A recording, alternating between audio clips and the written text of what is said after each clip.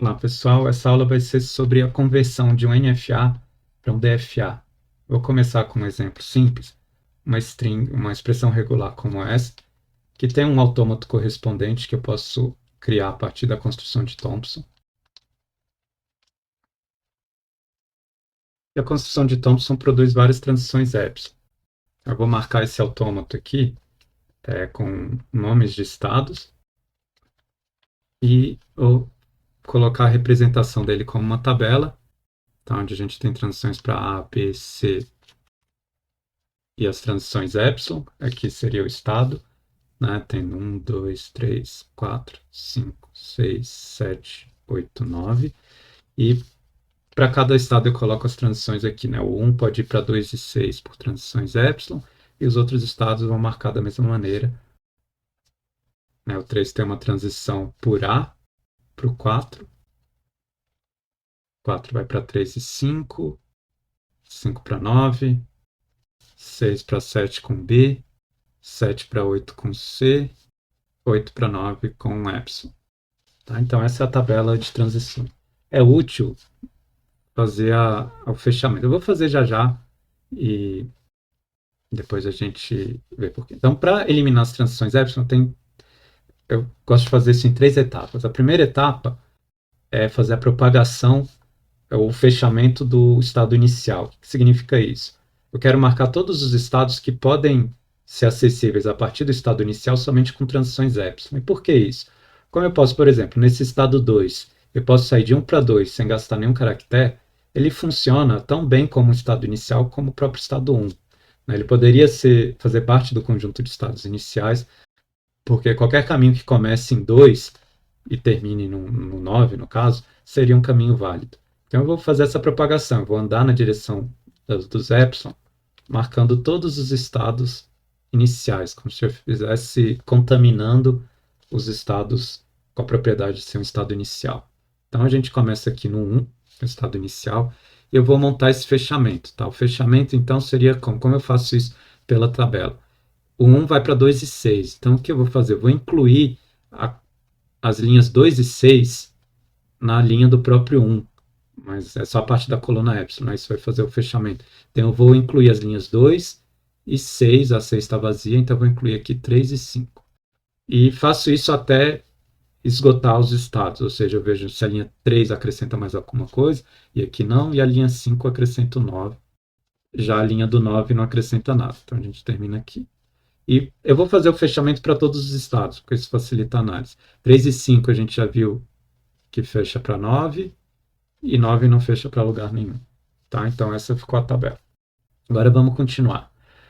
O próximo passo consiste em propagar para trás o estado final, ou seja, se eu terminar a execução do autômato, chegar no estado 8, isso é tão bom quanto chegar no 9, porque eu posso, por uma transição epsilon, ir para esse estado final de aceite. Então, eu deveria marcar o 8 como um estado final também, porque ele é equivalente a 9 nesse sentido. Eu posso acessar o estado final a partir de uma transição epsilon. E vou contaminar todos os estados. Então, todo estado que pode chegar no estado de aceite usando um epsilon vira um estado final também. Então, esse vira, porque basicamente eu estou andando no sentido contrário nessas setinhas epsilon. Tá? Isso marcou esses estados. E fazendo o raciocínio na tabela, como que seria? Eu marco o estado final, 9, e olho onde ele aparece na tabela. Aparece nessa linha, nessa e nessa. Marco todas essas linhas como estados finais também. Tá? E vejo se alguma dessas linhas contribui com mais alguma coisa. No caso, não, o 8 não tem, né, não aparece em nenhum lugar novo, o 5 também, nem o 4. O 5 aparece aqui, mas ele já está marcado, aparece aqui, mas já está marcado.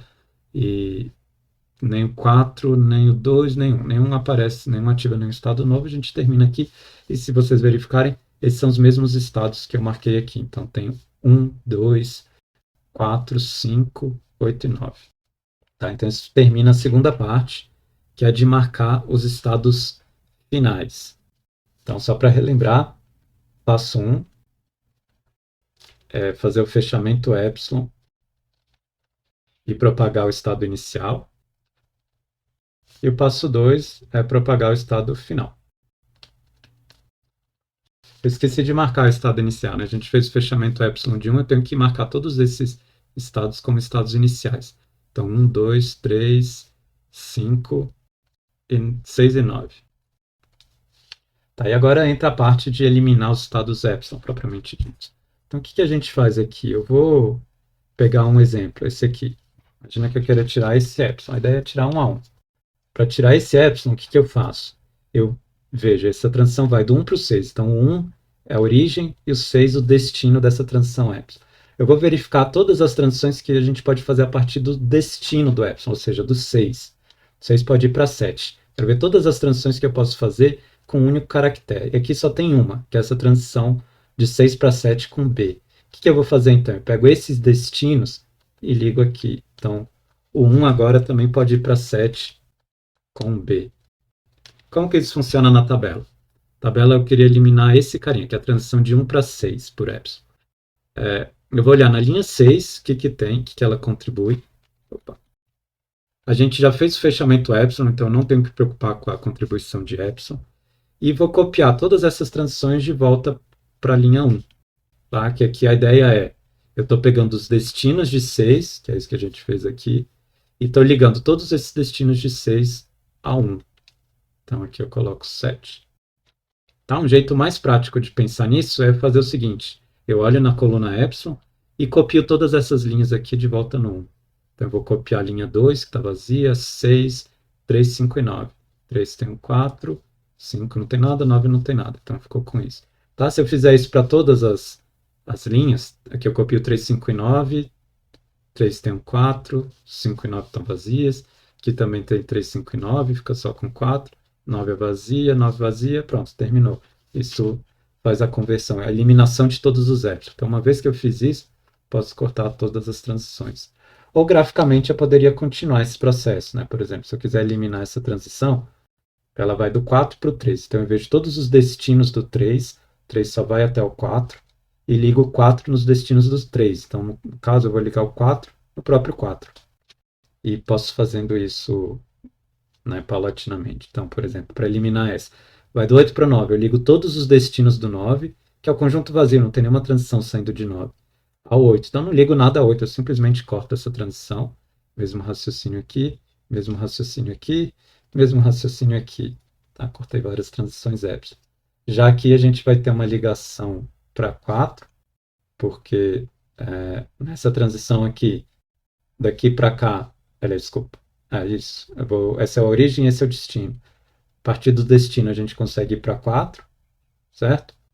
Então eu vou ligar 1 no 4. Notem que essas transições todas aparecem aqui. Eu tenho a transição do 1 para o 4, essa transição do 4 para o 4. Tá, a gente vai colocando todas elas aqui. Essa do 1 para o 7 eu já tinha colocado. E com isso eu termino a eliminação das transições epsilon. Isso aqui executou a eliminação da transição epsilon. Então, elimina. Então, a ideia aqui é que se eu tiver uma transição epsilon de A até B, assim, conectando A aos destinos de B. Então, seria o seguinte, eu vejo cada letra do alfabeto e para onde eu consigo ir a partir de B. E ligo todos esses destinos em A. É basicamente isso. E depois corto o epsilon. Ou eu faço essa, né, se eu estiver pensando pela tabela, eu faço simplesmente a cópia de todas as linhas do fechamento epsilon e coloco aqui na tabela. Eu acho esse jeito mais prático, tá? Porque o grafo tende a virar uma zona, que nem esse aqui. Vamos tentar codificar essa zona. Paguei coisa demais aqui. Eu vou desenhar essa tabela de volta num grafo. E vamos lá. Então eu posso ignorar os epsilon, porque a gente já apagou todas as transições epsilon. Eu vou mudar o layout, eu não vou tentar dispor os estados da mesma forma que antes, porque agora as conexões mudaram. Então eu vou colocar esse estado 4. Todo mundo quer ir para 4 aqui. Deixar ele aqui no meio. Ele é um estado de aceite. Nota aqui. 1, 2, 3 e 4 vão para 4. Né? O 4 vai para 4 com uma autoligação. Também tenho 1, 2 e 3 indo para 4. 1 e 2 são estados de aceite. E os 3 são estados iniciais. Todo mundo vai para 4 com A. Tá? A gente já fez todas as transições. Falta de 1 para 7. Então tem o estado 7, que não é nem final nem inicial. Marco aqui com uma transição por B. Então, já fiz todas de 1, de 2, de 3 e de 4. 5 é um estado curioso. Ele é um estado inicial e de aceite que não está conectado a nada. E nenhum outro estado está conectado a ele. Não tem nenhum 5 nessa tabela. Então, ele aparece solto aqui. Mesma coisa para 8. 8 não é nem um estado de aceite. Ah, não. 8 está conectado. Desculpa, o 9. 9, ele é um estado inicial e um estado de aceite que não está conectado a nada. Coisa patológica. Eu não preciso eliminar esses estados, mas também, se quiser, poderia. Porque eles estão simplesmente falando que o autômato aceita uma string vazia. Porque eles aceitam uma string vazia. Mas qualquer caractere que você receber, qualquer caminho que começasse a partir de 5 e 9, seria inválido. Isso não faz muita diferença aqui, porque ele já aceitava a string vazia por conta do 1 e do 2, mas enfim, posso deixar esses estados aqui. Então, eu já marquei 1, 2, 3 até o 5. Aí tem o estado 6 que vai para o 7. O estado 6 é um estado inicial que vai para 7 com B.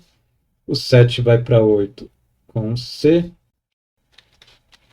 E o 8 é um estado de aceite. Então, esse é meu autômato com essa coisa patológica estranha aqui.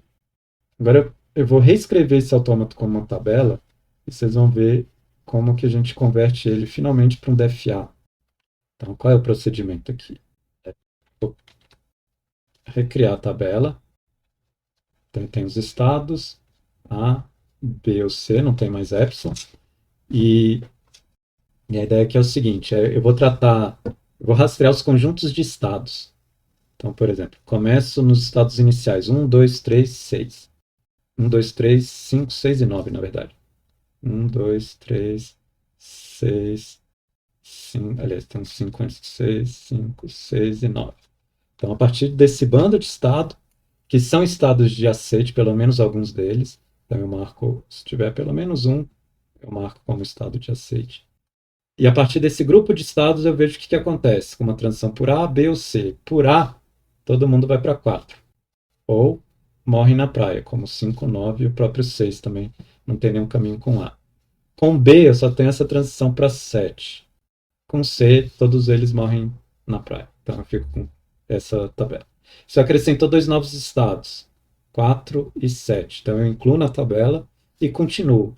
A partir do 4, lembrando aqui, o 4 é um estado de aceite, então eu marco aqui.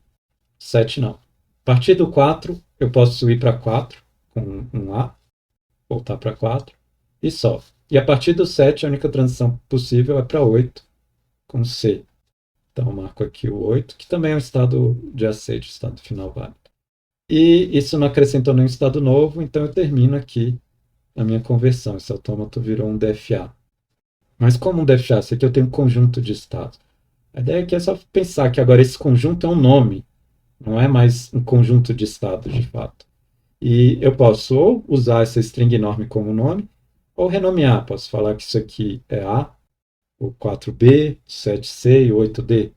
Então vamos colocar aqui, vou apagar esse 9 que não está ajudando em nada, e colocar os apelidos. Então vou chamar esse estado aqui de A, esse de B, C e D. E posso marcar aqui, né? O 4 na verdade virou B, o 7 virou C, que também é B, e o 8D. Então, esse aqui é o A, o novo A, né? Então, como virou meu DFA agora? Toda a sua glória. Começo no estado A, ou se quiser posso chamar de 1, 2, 3, 5, 6 e 9, que é um estado de aceite e um estado inicial. De A eu posso ir para B ou C.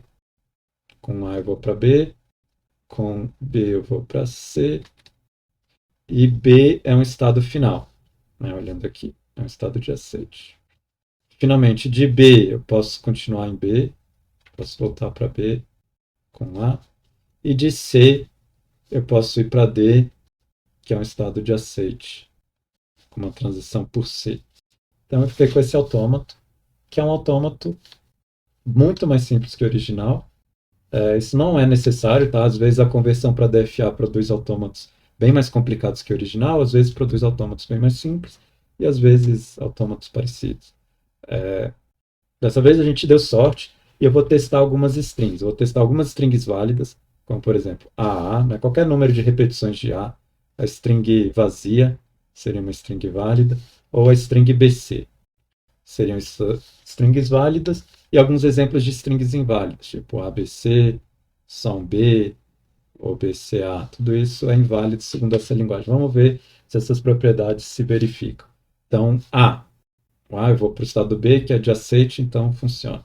3 As. Primeiro A vai para B, segundo vai para B, terceiro continua em B, também aceita a string. A string vazia começa em A, termina em A, que é um estado adjacente, ele aceita. E BC. B vai para C, C vai para D, D é um estado de aceite, eu aceito essa string. Agora vamos ver ABC. A não tem nenhuma transição com B a partir do estado B, então recuso. B, só B. Vou para o estado C, mas o estado C não é um estado de aceite, então recuso. BCA. B, C termina em D, não tem nenhuma transição com A a partir de D, então recuso. E é isso. Nosso autômato funcionando como o outro, né? Ele descreve essa linguagem simples. Então a gente vai fazer, eu vou passar alguns vídeos com exercícios para praticar essas conversões, mas a teoria básica foi essa que eu apresentei.